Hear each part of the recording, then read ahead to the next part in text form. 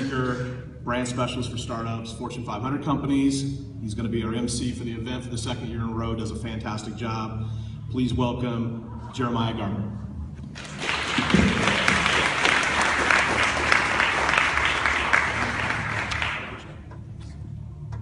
How's it going? So the startups are ready to go, and everyone else in the back is kind of like, it's okay. How you guys doing? There we go, we got one. That's awesome. Well, I'm Jeremiah Gardner. I'm really stoked to be here, and that my schedule worked out to be here for my second year in a row. We have 9 startups with us today, working on some diverse and incredible things, and I'm really excited to hear from them.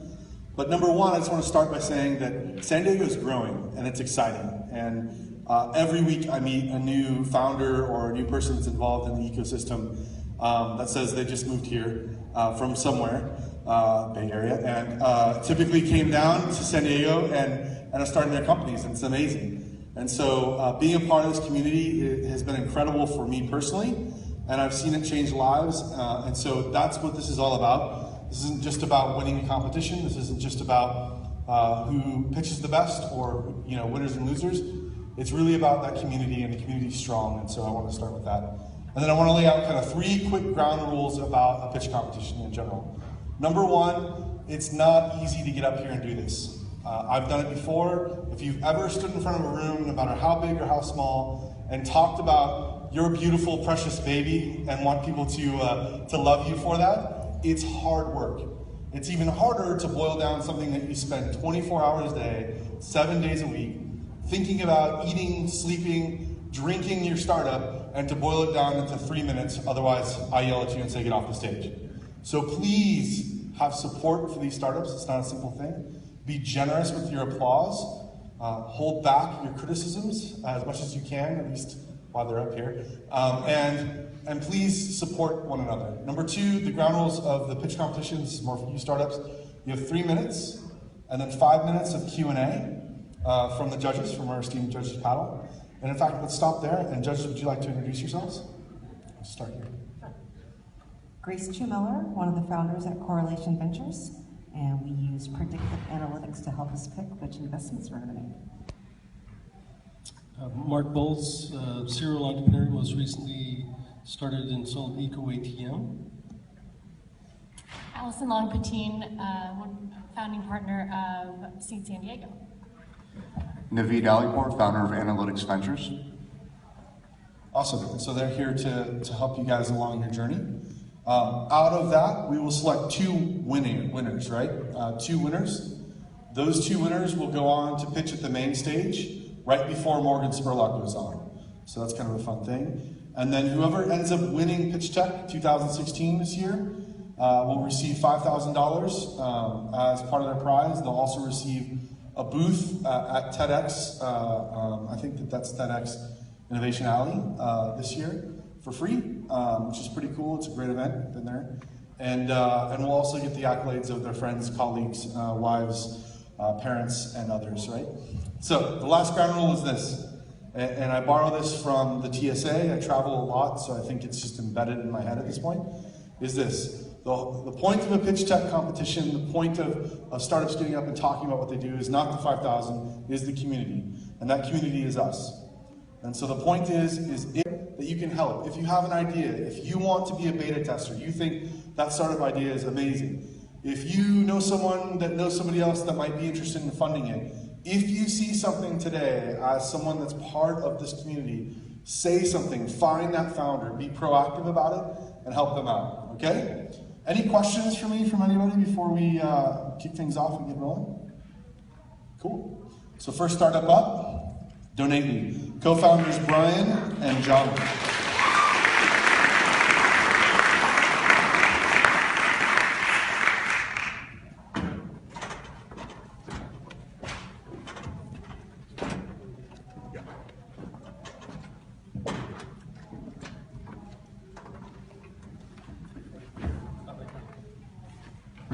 Is this the mic? Ready?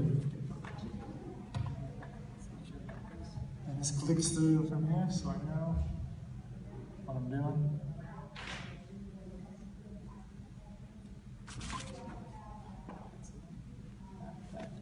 Perfect. Okay, thank you. My name is Brian Shanaver. This is Jacob Van Groningen. We're co-founders of Donately. It's an application focused on helping impact makers successfully fundraise online. The charitable giving market is currently a $24 billion market and is predicted to double to $50 billion in the next 4 years. And there's some big players in that market, but what we've experienced with our customers and our clients is their needs are not being met by these systems.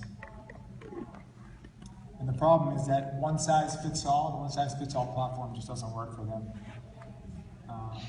The MPOs, they lack the staff experience to implement, they don't have strategists, and they don't have in-house developers, and because of that, the ROI is extremely low.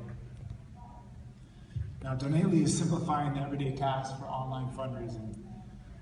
There's no training required, there's no developers or strategists needed, and there's no upfront costs. You can take your first donation in as little as 10 minutes.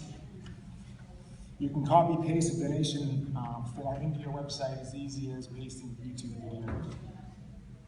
And we give you simple insights that help you make data-driven decisions.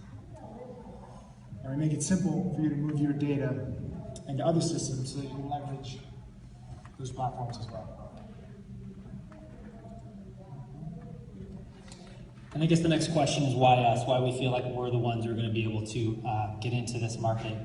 And one of our key advantages is where we come from. We've built this product through an agency known as 50 and 50, and the team there has over 8 years of experience in this industry, in the fundraising industry, and in solving fundraising problems online.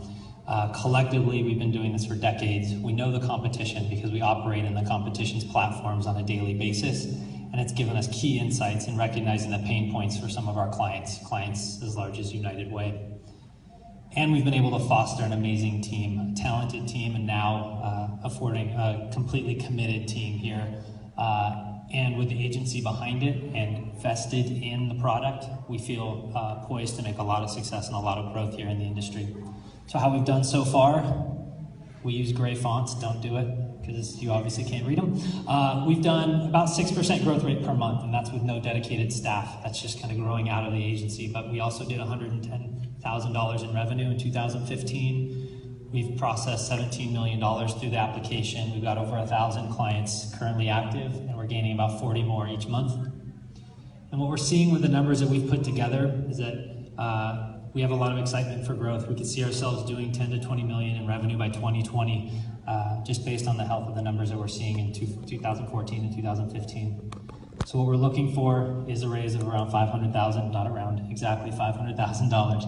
And we want to focus on scaling, marketing, customer support, and improving the product. And in the end, ourselves and the agency, we're really just excited to continue to solve problems and allowing people to make impact in the world, and we're hoping that we find some people today that will help us do that. Thank you. Thanks, Mom.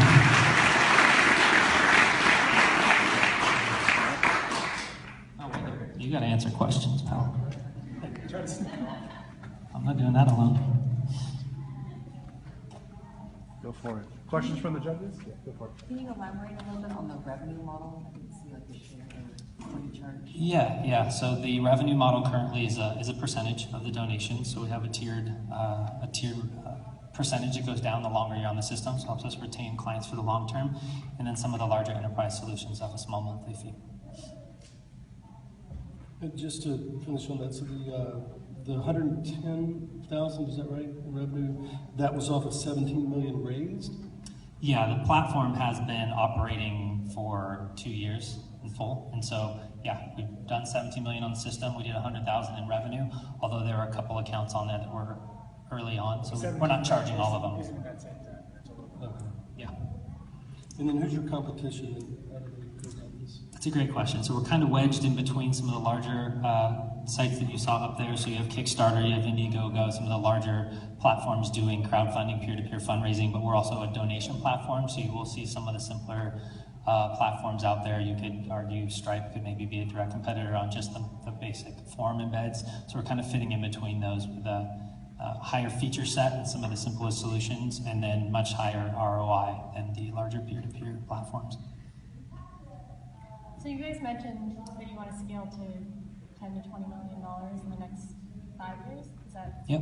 So what's the scaling plan to go from $100,000 to $10 million? That's an excellent question. As of right now, our focus is on the nonprofit space, although there's a lot of potential in individual giving and individual fundraising. We want to focus on a couple key markets. We recognize that certain nonprofits do a lot better online, so we're going to hone in on those organizations. We also know that we want to hone in on the 300,000 churches in the U.S. that do a lot of recurring giving. There's a lot of revenue sitting there.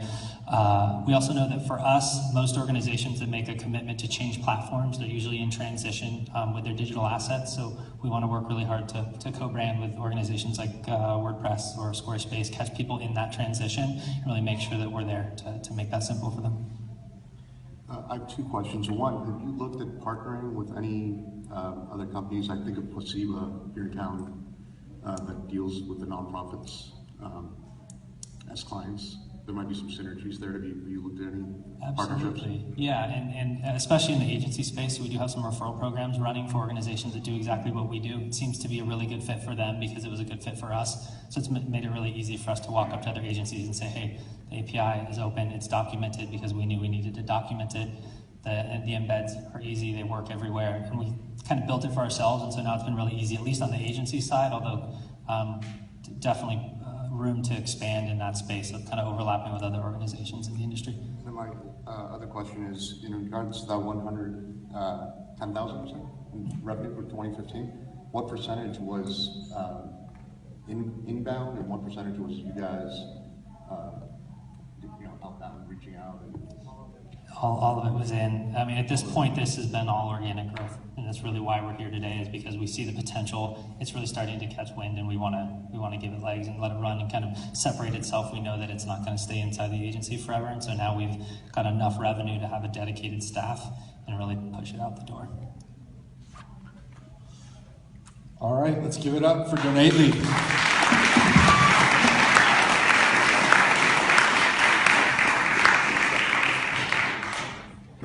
Next up, if you are a gearhead or you really, really like cars, this thing is kind of awkward to walk behind you. It's a little strange. Come on over. It's all right. Be awkward with me. If you like cars or you're a gearhead, give it up for Motoroso founder Alex Littlewood.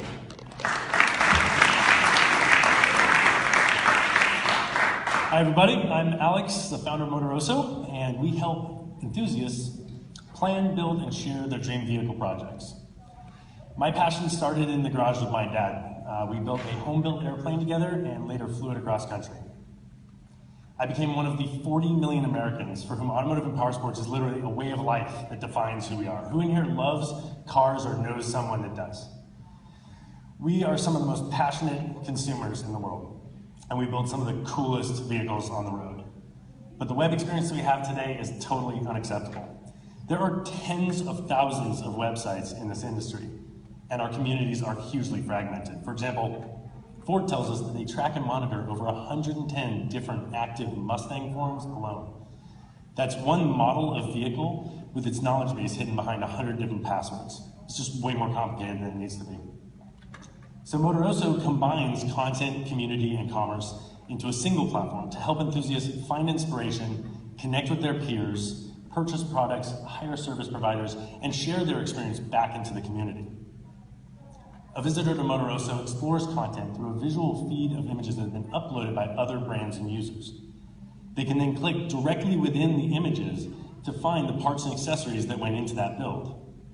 They can then go to our marketplace where they can compare sellers, purchase that product, and use our Find a Pro section to find and hire the right shop for the install. And this is a huge industry. eBay sells $10 billion a year in automotive parts and accessories, and the discretionary parts is bloated to $36 billion from $26 billion just 5 years ago. So we have a huge vision, but we're taking a phased approach to how we transform this industry. In February of 2015, we launched a content curation platform unlike the industry had seen before. I sold my Silicon Valley home to get the company off the ground, and we've since completed Techstars and Evo Nexus. Today we're serving over 100,000 monthly unique visitors, and 6 weeks ago we launched Phase 2, our Find a Pro platform, where service providers pay a subscription fee to attract the enthusiasts planning their builds. We already have our first 20 paying customers on that platform. In addition to that, we've attracted over 320 of the industry's leading brands, from Ford and Ducati to Chevy and Porsche. Our relationship with Ford is so great they actually gave us this Ford Mustang GT, as well as a budget of $50,000 to turn it into that show car. As we continue to grow, we're going to build a marketplace where we can take a commission on new product sales, and we'll launch Phase 4, a native advertising platform, where we can push the right content to the right enthusiasts. The Motoroso team is a committed group of lifelong enthusiasts determined to transform this industry that we love. We're raising $500,000. Please visit Motoroso.com and find what drives you.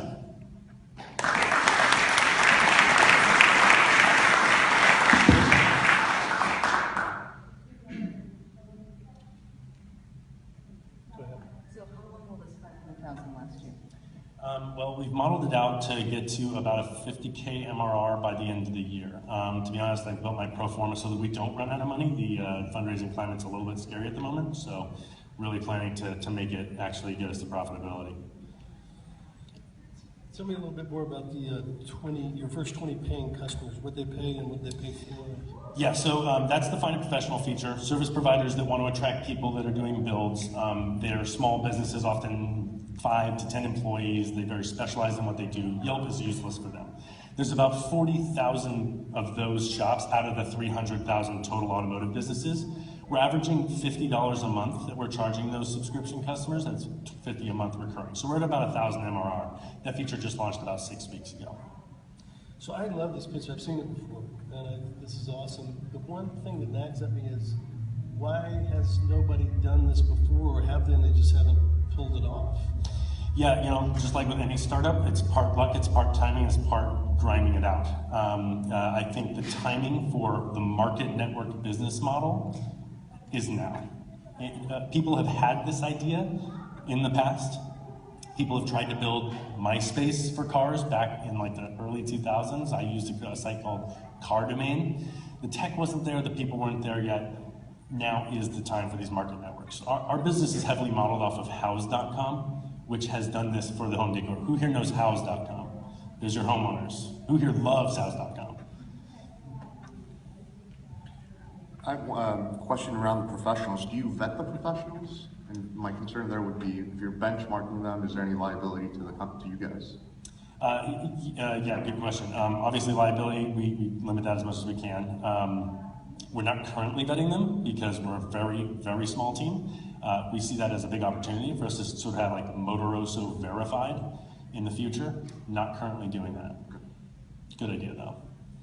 How do you guys approach the three-sided marketplace? Yeah, I wish it was only three-sided. So we look at it, you know, again, heavily inspired by House. There's another company called Up Counsel, which built a marketplace for lawyers. And what they did is they went to all the lawyers and they said, hey, aren't you tired of, you're a patent attorney, aren't you tired of getting calls about doing divorce law? They built up that demand side first, and then they were able to turn to the consumers and say, hey, check out all these great lawyers that you can hire. And it was really clear which lawyers were the right ones for them. House did the same thing by going to the professionals, right, and saying, hey, you guys are, the wrong contractors and designers are being hooked up with the wrong people. We can help make this happen. So they started on that supply side. We did exactly the same thing. Prior to launching in February of 2015, we had 80 brands, including Ducati and Porsche, some of the biggest brands in this space, that saw the need for this, got behind us, had content on the platform, a profile on the platform, before we even had one set of eyeballs to the platform. So we've started on that supply side, but of course, as with any startup, the user acquisition side is the hardest one. What's your revenue for this year and next? I mean, what's the ramp on this? Yeah, it'll have a lot to do with whether or not we close that round. Right now, the way that we're selling is pushing it into the market. I think that it's going to be very important to generate a pull strategy on this. Good PR into the market, good sort of traditional marketing tactics to get in front of these shops, and building up sort of a groundswell of demand for it, understanding why we're doing it. Once they understand why we're doing it, they understand, and it's an easy sale. But getting in front of them in the first place you're picking up the phone and calling a guy who's up to his elbows in grease. It's pretty hard to cut through, so, and they get called by a lot of other people. How does it scale? With the 500K, we'll invest an average of about 5K a month in marketing.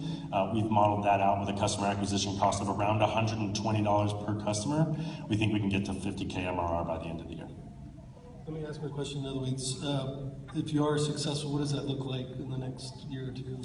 Yeah, so the big golden nugget for us is going to be building that product marketplace. So for House, that find a professional side of things is there's a million contractors, designers, architects. That's their bread and butter, and their marketplace sells a lot of product, but the real gold for them is in the professionals.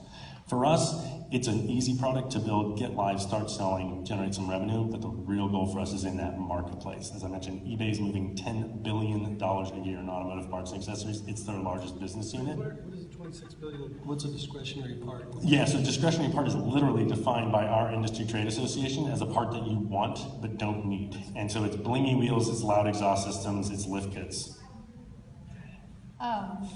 Of the 100,000 monthly unique visitors you guys have, what's the demographic? It's roughly an 18 to 35-year-old range, sort of like 60% of it, but it's pretty evenly spread. To be honest, the different verticals within automotive have different demographics. We try to focus for user acquisition more on a psychographic profile, people for whom their car is a part of a lifestyle. It's a part of an expression of who they are. Do you guys have you broken it down into male, female, or you don't know? Oh yeah, it's like 75% male. So that's what you would expect. All right, let's give it up for Motoroso.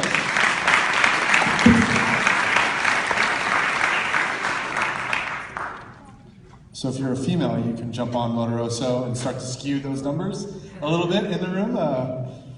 And you're into running lights for your tricked out Honda Civic. Let's give it up for Korsky founder Luke Finos.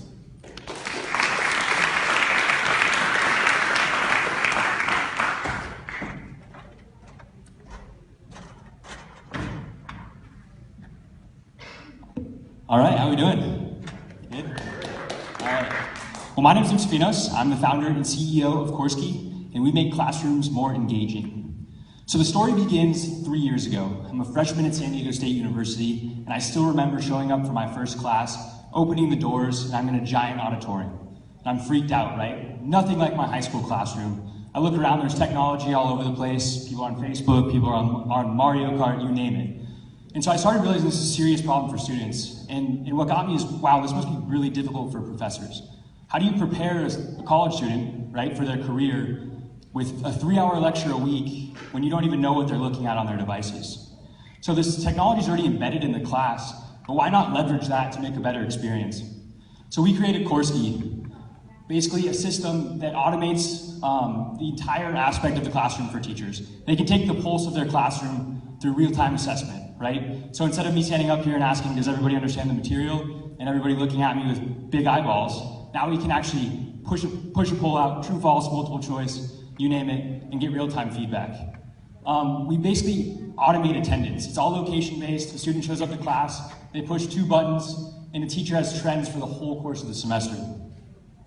On top of that, we do a lot of different things. We basically give students a real-time channel to share content, ask questions through their device where they would be scared to in kind of these big-style lecture classes. And we integrate with the big learning management system that universities already use.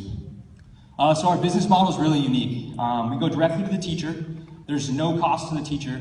They then mandate this product as a mandatory course supply, and each student pays $25 for their course license. $5 for any additional class that they use with the platform. Our growth's been pretty exciting. We started with 2 professors at SDSU. They went out and told 12 other professors. So we said, wow, we might have something here. It's totally cutting down on the administrative side for them. It's making the classroom more interactive. Instead of listening to accounting, you're now interacting with accounting. And then next thing you know, we have 60 professors, about 7 different campuses across the country, ranging from Louisiana State to Cal Poly Pomona, you name it. And we did $200,000 in revenue in the months of January and February with 60 teachers. We'll do about $1 million in the next 6 months with just over 250 professors. We're backed by global influencers in the space of education, Paul Jacobs, Steve Altman, Michael Stone, They believe in education. They believe in us. We'll be raising our Series A in the next 6 months, targeting about $5 million. We're always looking to work with teachers, share ideas, share collaboration, how we can fix the educational system. So I'd love to talk with anybody after this, and thanks for having us. We're excited to be here.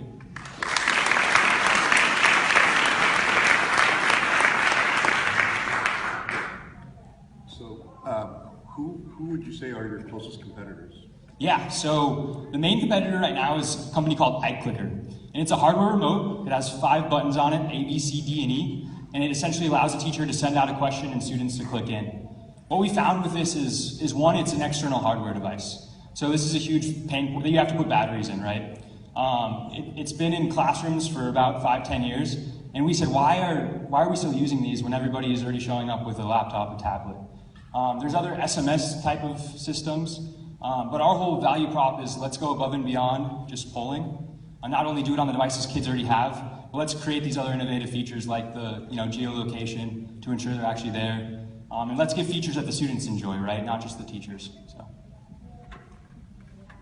Yeah, talk about the use of funds, the $5 million. What's that? The use of funds. What do you do with the $5 million? Yeah, so we proved this in San Diego. We're proving this in California. So we have, we're at institutions, we have salespeople all the way up to San Francisco.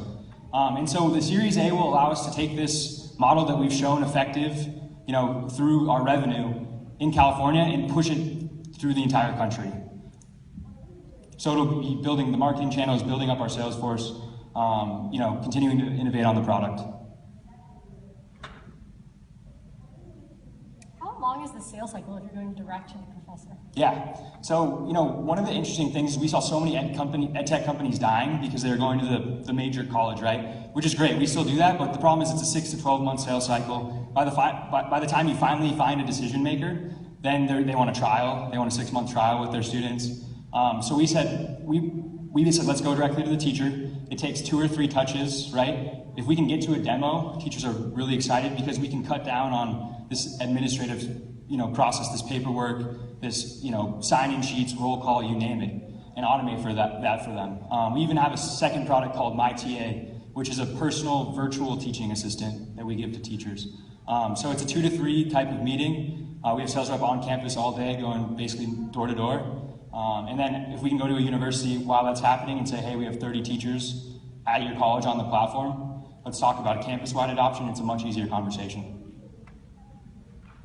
You mentioned you already had a university, I think it was in Louisiana. Yeah. Is there a personal connection there? Yeah, so she asked if we had a university at Louisiana and how we got that. That was actually an inbound effort. So we're really working on building an inbound engine currently. We think this, that could be the future of our business, where instead of having to scale a big sales force, we can create, good content, create a conversation about kind of this evolving lecture experience, this evolving classroom. Through that, we can kind of bring people in through inbound, through, email channels, etc. So yeah, that was one of our first inbound plays we had. And then what's your retention rate? I mean, are there professors that have tried it and dropped, and at what rate? Yeah, so our retention rate 85% currently. And we've done product studies that have shown a great increase for students. So, if you're going to class, which the attendance feature kind of, pushes students to do so, you're engaging in class versus just listening, where education's been the same for hundreds of years through, these quick questions and these quick kind of games that you can play with. And then you have channels to interact with students outside of class in real time. You're going to do better, right? It's kind of an easy formula. And so that's, I think, where the professors really are sold on it. So I'm a graduating senior. Yep. I've had your app for 4 years. Do I have any reason to keep it once I graduate? Is there any way you could monetize and have people use Korsky after college? Yeah, so that's really interesting. So we've been approached by companies for corporate training. We've been used for events, for speaking engagements. We've had people from school districts K through 12 reach out to us. And what we're trying to do is we're just trying to experiment with them and give them the platform for free and see varying ways we can do that. I think SaaS suicide #1 is like branching out in too many places too quick. So we're kind of just allowing them to trial it, seeing how it goes. But as we grow bigger, there's so many avenues that we could go. It's a really open-ended platform. We see it in so many different subject matters, so many industries reaching out, wanting to use this type of thing for kind of a real-time feedback system. So yeah, we see it going in a lot of different areas as we grow. All right, let's give it up Thank to you. Gorski.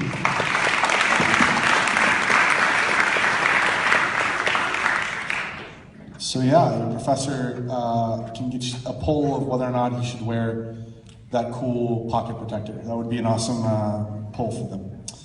Next up, we have Stella Wearables founder Nicholas Gonzalez. Come on up. Give it up.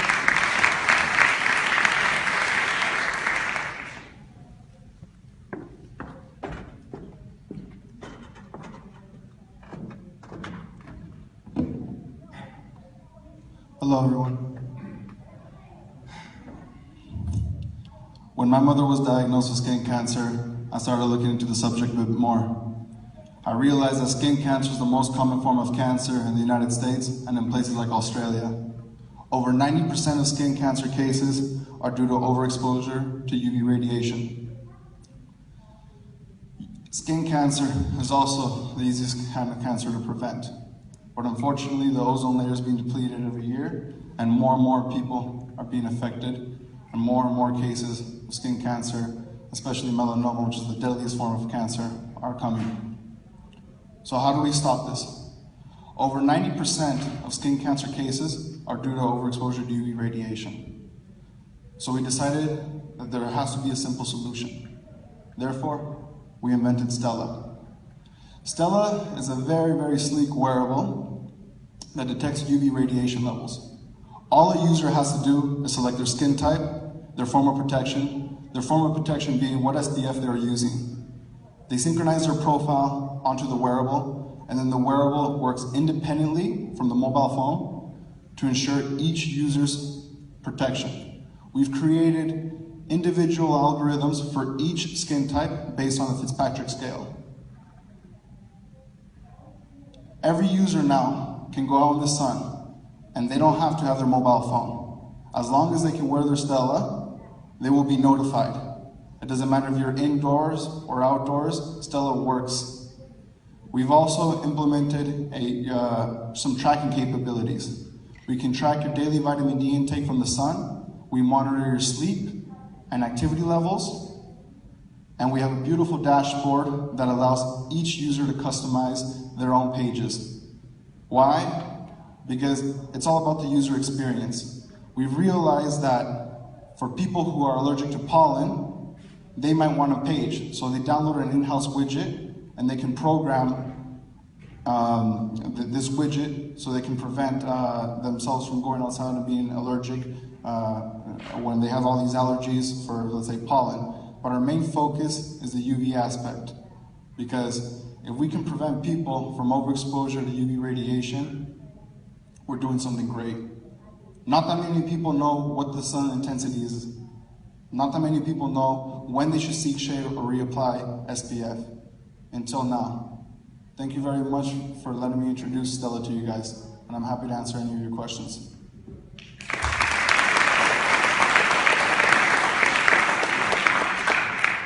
There's a lot of questions, I know.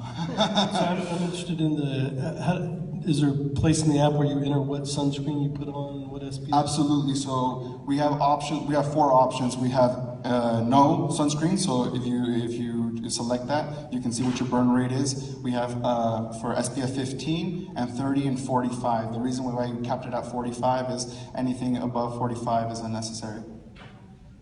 Or not unnecessary, but it's just like it's 99 the difference is from 99.5 I think to 99.7. What's your distribution strategy? Well, originally we had the mistake of thinking B2C, and we realized that ideally the best decision for us is B2B. So we want to license this technology, and we're also going to be creating a UV wearable that just solely does UV protection, and we want to create a wearable designated for a sunscreen company like Neutrogena, so that they can promote this, because we promote the use of sunscreen like never before. Because let's say if I'm outside and based on my skin type and the UV index is a 10 out of 10, my burn rate is at 5 minutes. Not that many people know their burn rates. Have you thought about partnering with a dermatologist? Yes, so we reached out to the Melanoma Research Alliance in New York City. I have a meeting with them on Tuesday, as well as the Save Your Skin Foundation. The reason I reached out to the Save Your Skin Foundation is because I want them to confirm that all my algorithms are correct. I mean, they are, but once I know these organizations follow through, then dermatologists will follow through, because no dermatologist is going to back us right now because of malpractice insurance and all these problems that they might have. But once they see that a formal organizations like the MRA or the Save Your Skin Foundation come into play, they'll feel more comfortable. That leads into my question about liability. And so, what if people enter the data, but they don't follow up, but they still say, hey, I had this app and I still got skin cancer. Do you have any liability in that area? We don't prevent skin cancer. What we prevent is overexposure to UV radiation, which accounts for over 90% of skin cancer cases. But we also included a history page so we can track your UV exposure, and we've also partnered with Medem Global, who's going to be taking care of our cloud service, and they've also given a dashboard so you can export that data and send it to your doctor.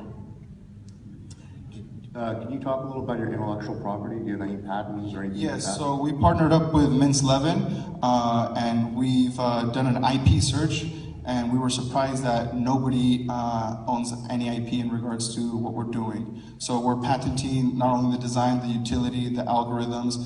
Before you couldn't really patent software, but now I guess there's a new rule that says when you have a tangible product with software, the rules are changed, so we can't patent that. Is it waterproof? Of course, we have an IP rating of IP 67, which is you can go down 1 meter. I do suggest you to not go scuba diving with your Stella. So the question I would have is, if I was the founder and worried about how the world would react to this, is it's definitely a problem, but is this the right solution, and at what rate would people see this as a right solution? So how much consumer testing have you done in terms of would they adopt this as the solution to this problem?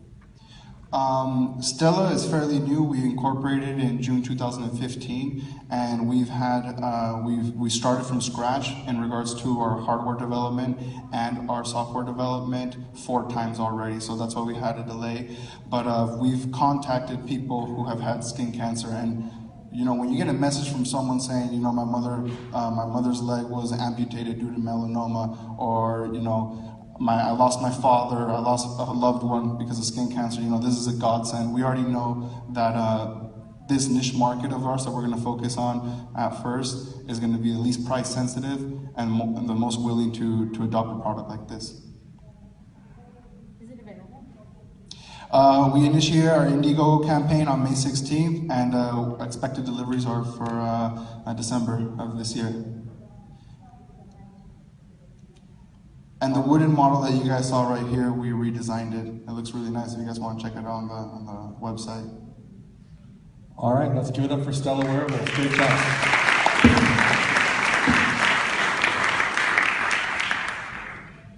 That's great. Summer's coming up. You want to know your UV exposure? Your Indiegogo campaign, is it live right now? May 16th. Oh, goes on May 16th. Okay, gotcha. May 16th, get your Stella. Next up, already up here, Summer Rogers from South Doctors. Give it up.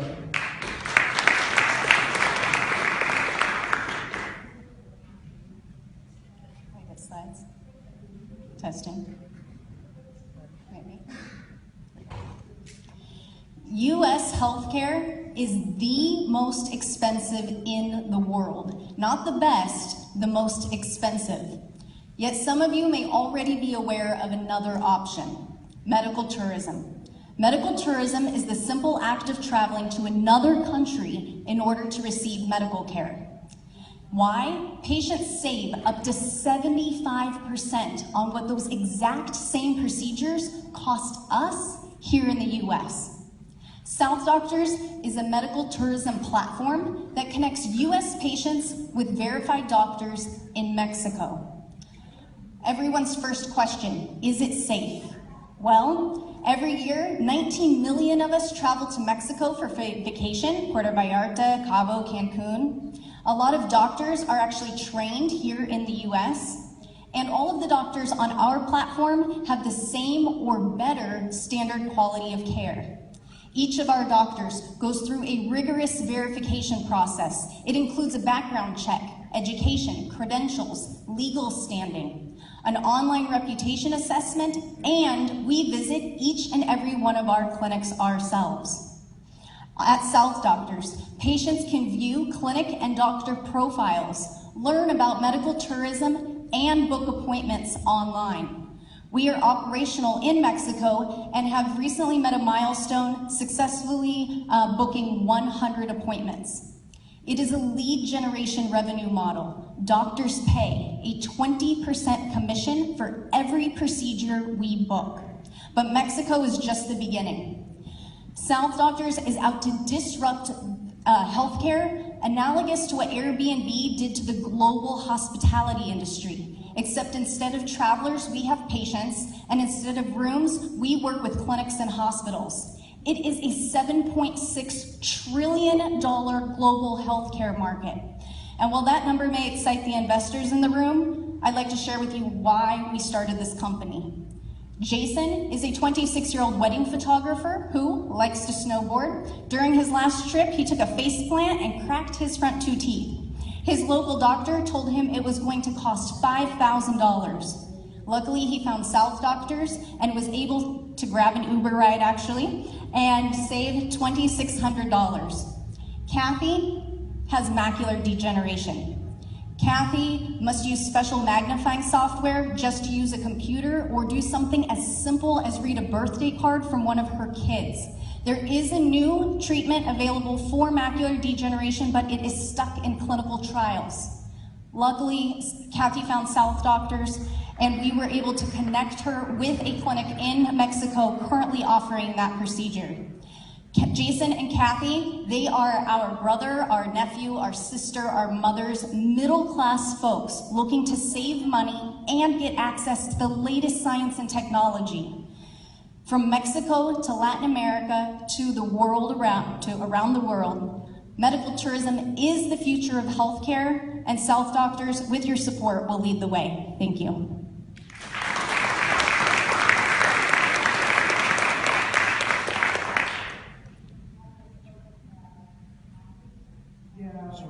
I answered all of their questions. Thank you very much. No, I'm just kidding. So on the liability side, again, all these radars are going off. Absolutely. How are you addressing that issue in terms of things that go wrong? Absolutely. So from a legal perspective, we are structured as a marketing company. We do not provide medical advice, but we are concerned with the patient. And Mexico, just like in the US, if there's gross negligence that happens, there are steps that can be taken for recourse. And on top of that, we also offer medical travel insurance so that if there is anything minor that happens, a stitch gets infected, you don't have to go all the way to Mexico to get it addressed. You can actually see a doctor in the US for minor things. So you talk about the global healthcare market being $7.6 trillion. What percentage of that is actually currently being used by medical tourism? So medical tourism worldwide today is a $40 billion industry. It's expected to grow to a $200 billion industry in the next 2 years. So 40 billion to 200 billion. Where does most of that tourism take place? Is it US? It's US patients traveling around the world, but primarily medical tourism is very popular in the East, so India, Thailand. Within Europe, they don't really think of crossing borders as a barrier like we do here in the US. And so medical tourism is popular in other areas around the world, which is why we see a bigger opportunity focusing on Mexico so that you don't have to get on a 20-hour flight to Thailand. You can get on a 2-hour flight or a 20-minute drive to Mexico. So the insurance part of this, does insurance normally cover this if you go across the border, or is this stuff you're paying for yourself? It depends. A lot of dental practices actually accept U.S. insurance. Under Obamacare, we're seeing really high deductibles. So even if you have insurance, if the cost savings is significant enough, you can still save money even when you have insurance. And in terms of long-term, we actually see the insurance providers as being potential partners or buyers, acquirers of us, because they are looking to cut costs, and there really so much inefficiency within the US healthcare system that they're looking at medical tourism as a potential option. Is anybody else doing this? Our biggest competitor is what's called a medical concierge. It's an individual or broker that usually works with just a handful of patients and a couple of doctors every year. We do have one would-be competitor. It's a Germany-based company that's offering a technology platform. They've mostly been focused again on India, Thailand, and some within Europe. We expect to see them in Mexico and are keeping an eye on them. And then say again what money you're trying to raise and what you would use it for? We are preparing to announce the raise of a $1 million kind of super seed round.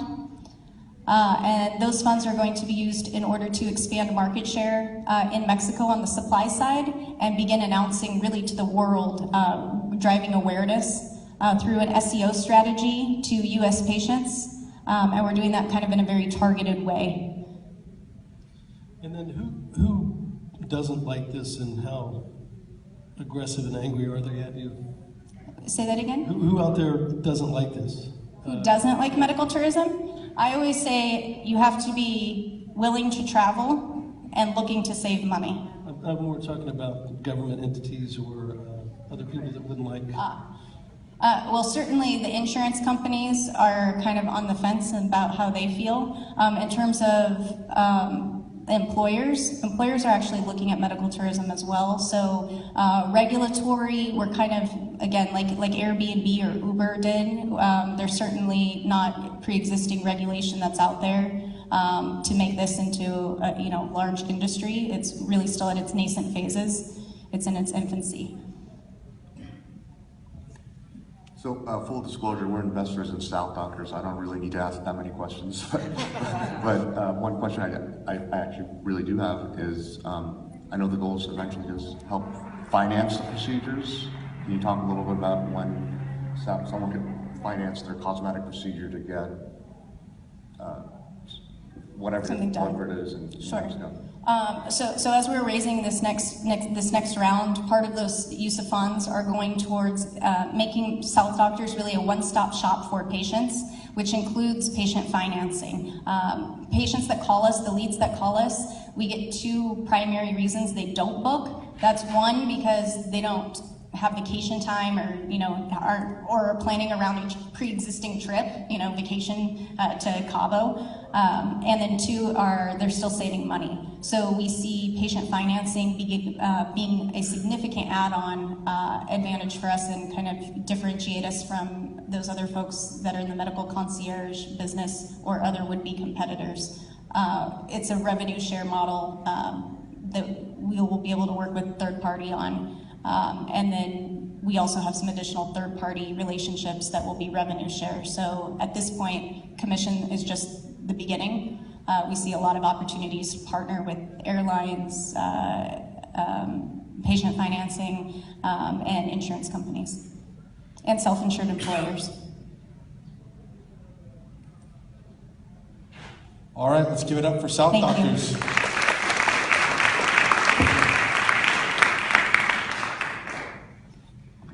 So if anyone's looking to get some medical tourism in over their summer, you know who to talk to. Next up, let's give it up for Lucas Kuhn from Better Ways.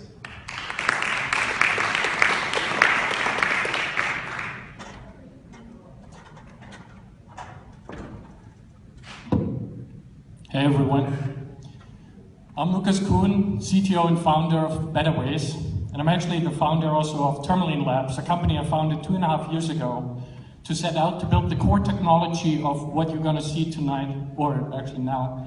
And over the first year, I was really grinding down on just doing the technology part. Over the second year, which was last year, I got a business partner who's a serial entrepreneur, and we were able to attract 1.8 million in billable hours in revenue just through consultancy based on the patented technology we developed.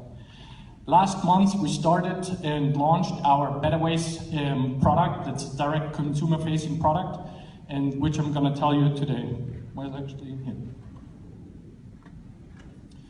So there are 1 million of people on the road. There are many accidents, And the number one reason to drag us all down is bad driving behavior. It's a huge economic loss, and accidents, fuel consumption, all that is a huge problem. And the problem really is that driving behavior goes mostly uncaptured. Most aspects in our life we track, driving behavior we can't.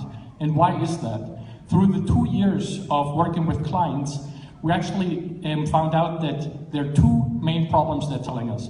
Hardware is too costly and too painful to operate, and the smartphone solutions out there, it just doesn't work. So there needs to be a simple solution that does work. So with our technology and with the customer base we have, we were able to see that our technology actually does work.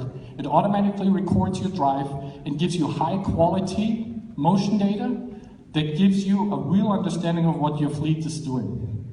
In a 3-step process, you're signed up, you sign up your fleet, you get your drivers to download the app, and you get high quality data.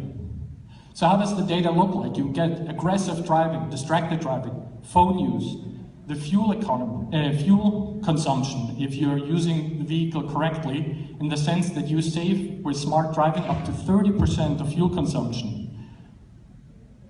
The next part is that studies show that behavior is best tracked over time, and so with this, you can really understand where you have gains in your fleet.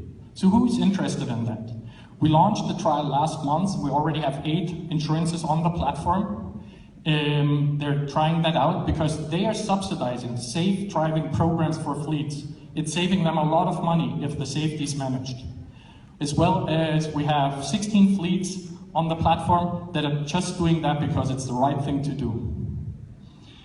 We are a SaaS model where they can easily sign up. Small fleets are free, bigger fleets then have to pay per seat.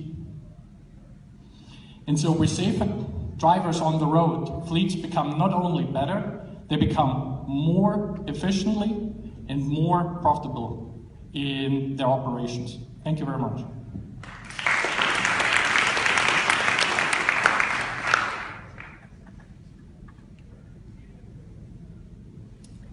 Lucas, so the 1.8 million was in in things other than this actual app. Yeah, that's correct. So the app we launched last month, and so over the last 2.5 years, I was basically focused with my team to build the core technology. And our first play was to just use the core technology, push that out, have the insurances develop the app and everything. We're just a technology provider.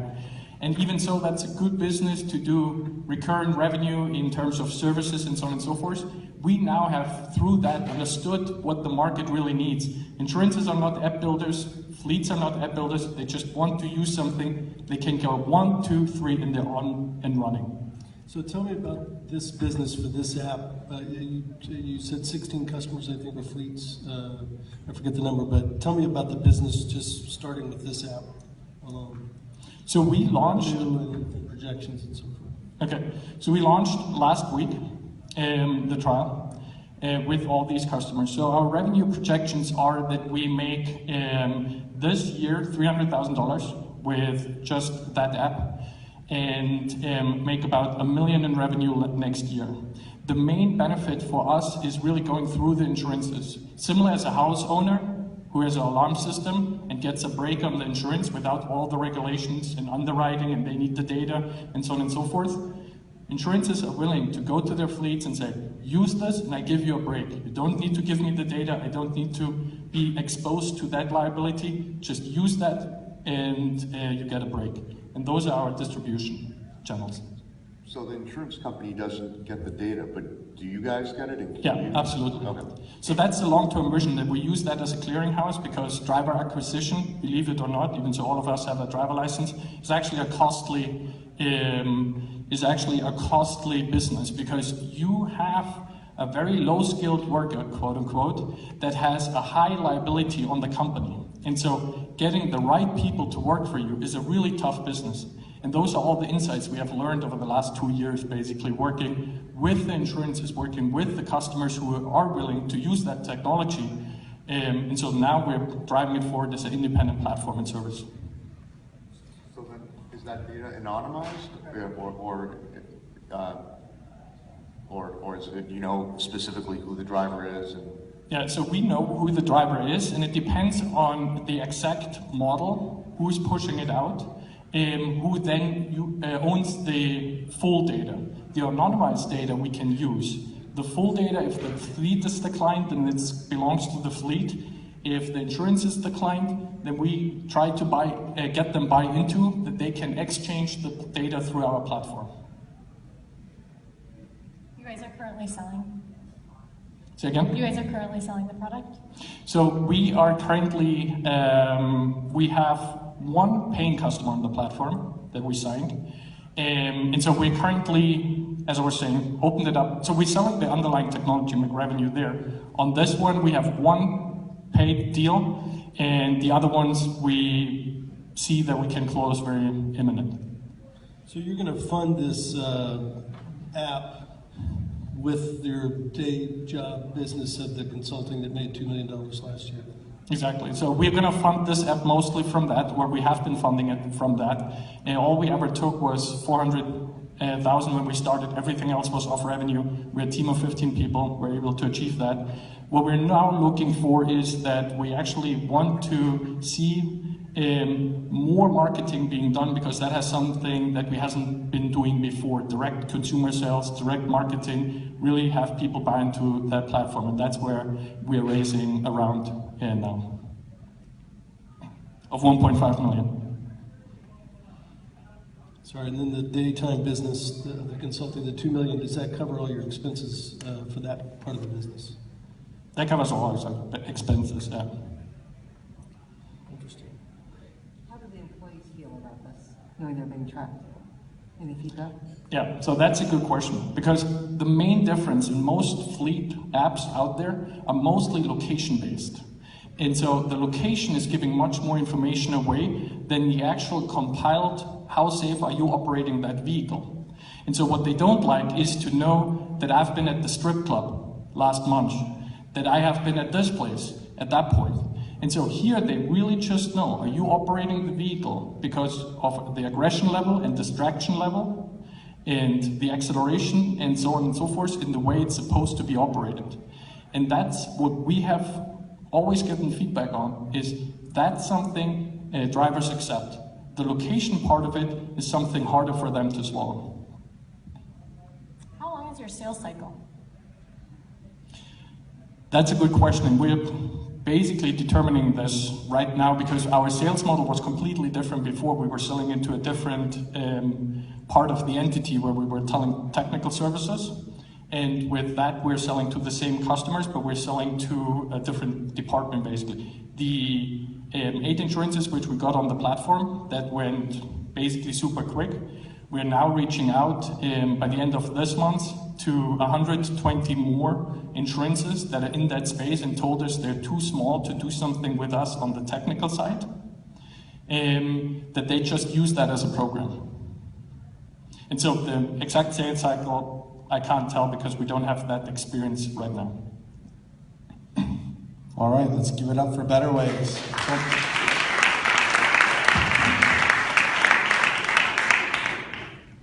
Moral of the story is, you can go to the strip club, but you have to drive carefully and safely. Reminds me of those 1-800, how's this driver driving the truck? Those are always ironic when you see them in an accident. You just want to call and go like, oh, well, sorry, didn't mean to say it to me. So next up, from Clever Pat, Leo Trottier. Give it up.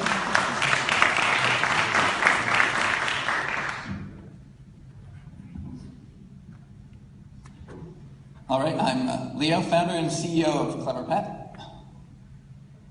When I look in a puppy's eyes, as an animal lover, I see a dog that I want to pick up, take home, and cuddle. But as a cognitive scientist, I see a conscious mind that's brimming with potential. I also know that this dog, like tens of millions of others in the US, will probably spend most of his life sad and alone at home. On the other hand, a dog with a job is a happy dog. So this is Artie. He's getting a little bit of food every time he solves a little pattern puzzle. And this is Yaxby, not inventing a job for himself and destroying the living room. Our relationship with dogs has changed dramatically over just the last 25 years. They used to live out in the backyard and sleep in the doghouse. Now they live in our homes, and more than half the time, they sleep in their humans' beds. Our pets, our family, and there are now more pet dogs in the US than there are people under age 20. Most of us would never leave a family member at home during the day and just expect to sleep the whole time. But that's what nearly every pet parent does when they have to go off to work. And especially in cities, this is a huge problem. Right now, people cope by just leaving the TV or radio on and just crossing their fingers, and some people will even spend $30 or $40 a day on dog daycare. In total, the pets market is going to be more than $63 billion this year in the US alone, and it's grown 7% year on year for the last 20 years. We're addressing the $7 billion spent on dog toys and boarding, and it all starts with the Clever Pet Hub. It's as powerful as it is beautiful, and we can sell it for $300. This is how it works. In the morning, instead of putting your dog's food in a dog bowl, you put it in the hub, and our smart software teaches your dog by giving him a single piece of his food at exactly the right time. You can keep track of everything with a mobile app. Now, we made it useful out of the box with a speaker and some touch pads, but the hub is really just the centerpiece of an entire ecosystem that transforms your home into an interactive virtual playground for pets. So imagine being at work, checking in, and seeing your dog having the time of his life every day. Every time a dog interacts with the Clever Pet platform, we get some data, and we can use this data to enhance the software and services we provide. So if you have a dog that you know is hilarious during the day, you can sign up for a video highlights reel that you can watch at the end when you get home. We can do all this because we have a combined more than 30 years of experience teaching animals automatically with computers. We surrounded ourselves with partners and advisors that know the pet space and that know how to launch new category consumer electronics products. We already are in production, and we have 40,000 people that have signed up on our website because they want to buy one. We have a $30 cost of acquisition, and we're shipping now. We've got lots of patent coverage. With Clever Pet, we're able to do something that's previously been impossible. All-day interaction at scale, powered by software. And unlike almost any other category, our main user base has literally nothing better to do with their time. Thank you.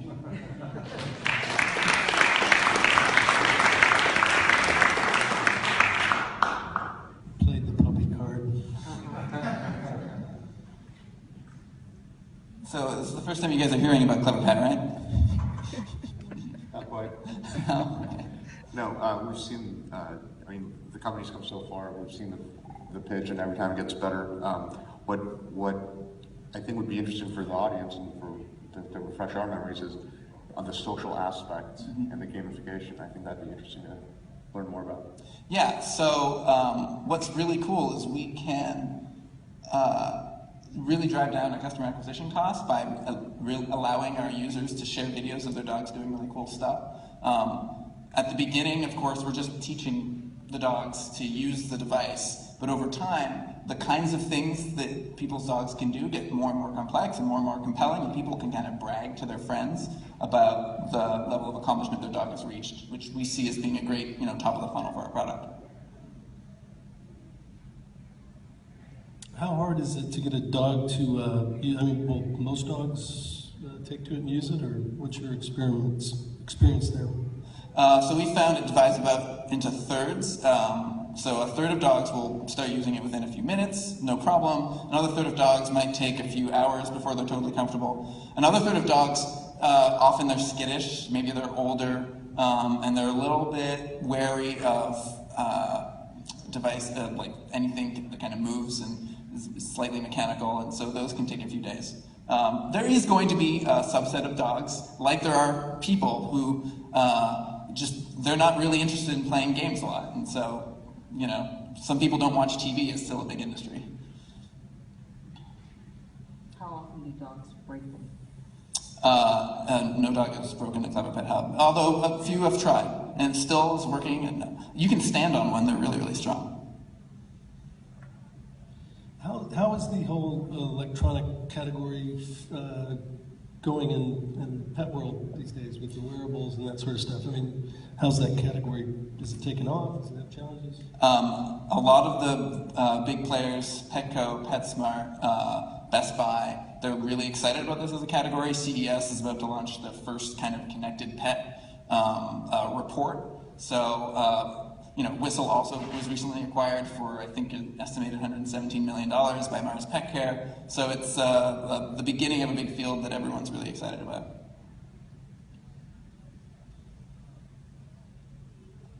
So you mentioned you have all these orders, they're all back ordered. Are you raising capital to produce? Is that what the goal is? We'll be raising an A round probably in about 6 months. Yeah, and we're doing an internal round with existing investors at the moment. How do you guys see this as the start to the Connected Hub? Sorry, what do you mean by that? Well, you talked about the Clever Pet Hub as just the first piece of it. So what does the rest of it look like? So the really kind of tricky problem we had to solve was how do you get the ability to provide food rewards that are really precise, kind of in a scientifically precise way to an animal based on their behavior. And so what we want to do is eventually make an array of different kinds of toy add-ons. So you can imagine we could produce a little smart, tiny, dog-proof accelerometer capsule that goes into any product. We could partner with Kong and others, and then people would buy a range of smart, really kind of create like a Skylanders style offering.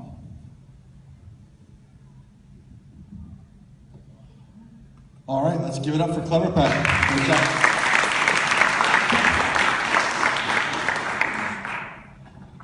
I have a 80-pound bulldog at home, and I would love to see him try and use that thing. I think he enjoys his sleep, but he enjoys treats more. So we'll see. Let's check it out. Next up, and last but definitely not least, is Mike Nicoletti from Virgins. Give it up for Mike. My name is Mike, co-founder of Virgins Technologies. We don't have cute puppy photos or anything, so this is going to be a total 180 from where we just were. But we're doing some cool things. I want to talk about dumb video. We call video dumb because it's hard to use in search. It lacks metadata that makes it easy to find what we're looking for. This problem is getting bigger. Organizations are deploying cameras at the fastest rate in history. They're accumulating lots and lots of video, and the existing tools to search and find what you're looking for within that video are antiquated. So this is where Virgin steps in. But before I show the product, let me tell a little bit about our team. John is a tech industry veteran, a couple of high-profile startups there that he's been a part of. Jason has been building tools for the intelligence community for 10 years. My background's in technology strategy and implementation consulting. Erin's our data scientist. Amy's a special forces veteran, and she's running our business development. Okay, so let me show you Virgins. What you see here is the Virgins map view. Here we can ingest any type of video data. Here what we're looking at is Department of Transportation cameras in the state of Maryland. You click into any of those and look at a live stream. Next I want to show you kind of our powerful search and filtering tools. So we're going to filter out by a particular date and look for a particular tag that's been created within the video to help us find what we're looking for. I think the tag we're going to go down to white van, there's a couple others there. So this pulls up a clip. Within a clip, we can create more tags. We're making a tag for a woman crossing the street here. And click on any of the locations and jump directly to where that occurs in the video. So the rest of the video is going to play, but I'm going to talk over it. It's going to show some of the different types of cameras that we can bring into the platform. But the real power behind Virgins is how we're applying deep learning to this problem of dumb video. So as a user goes into the platform and creates tags within the video, we're taking those images, backfeeding them into our deep learning technology in order to build a library that allows us to automatically tag those images within future sets of video. So what that does is it creates network effects for the users of our platform, because the more people that use it, the more intelligent our tagging engine becomes. This isn't like a typical consumer use case, obviously. Our customers are federal government, special forces, intelligence community, and law enforcement. I guess an example that we could talk a little bit about is the Boston bombings. There were literally hundreds of agents reviewing video manually, trying to figure out where the guy with the white hat and the white backpack were. With Virgins, we could have significantly shortened that process. Okay, thank you guys.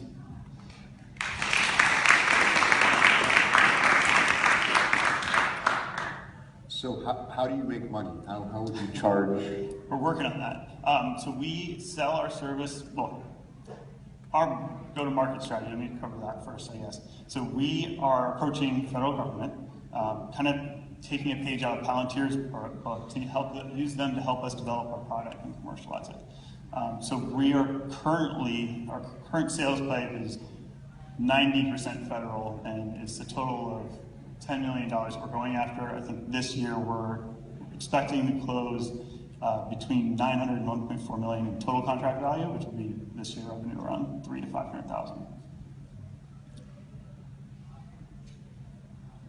So you talked about how the system gets smarter the more people use it.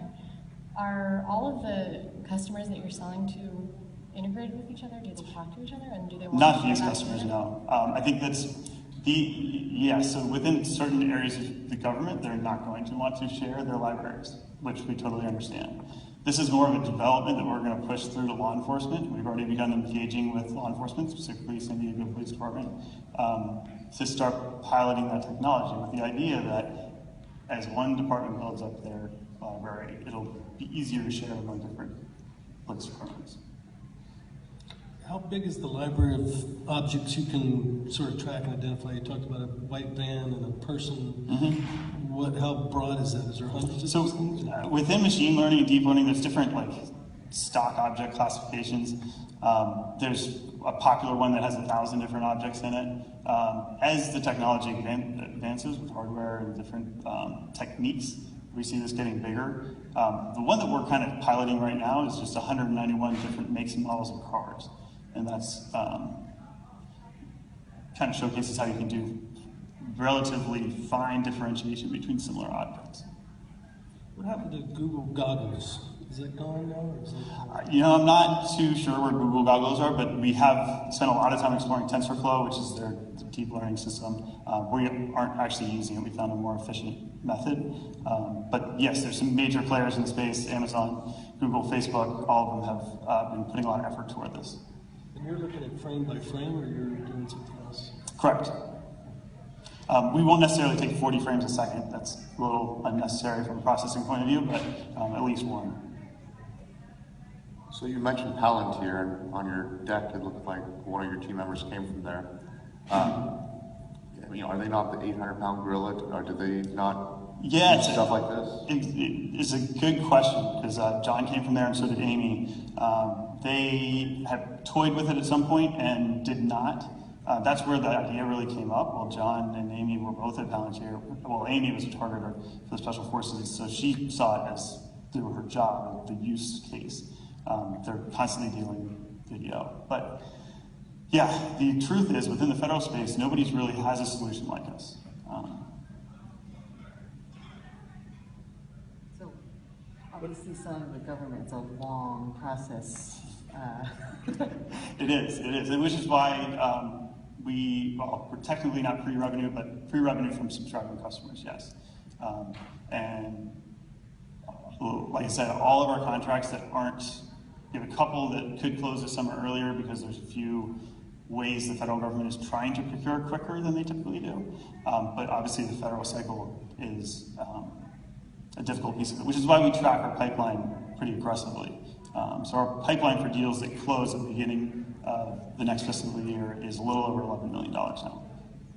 So when you're selling into police departments, do you have to talk to the person at the department and also the city attorney to sign off on it? I mean, what's the sales process like? Because I think you do, from my understanding, you do need a city attorney to sign off on it at some point. Sure, that's a great question. We are very early in this stage with police departments. That's kind of our second step. We want to make sure we prove out our case on the federal end and then push into that next. And what's your ask? What are you looking for? So we're going to open around technically beginning of next month, and we're going to raise $775,000 seed.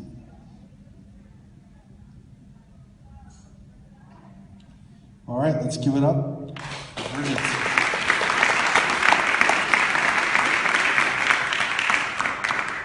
So that's our startups. That was PitchTech 2016. The judges are going to deliberate for a little while, figure out who our top 2 are. You're welcome to stay here.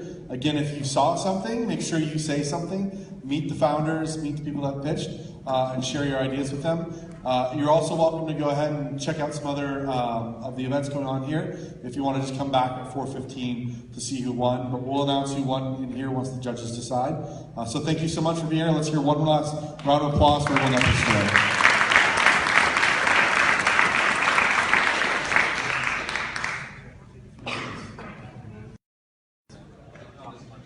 And that's a wrap on the competition.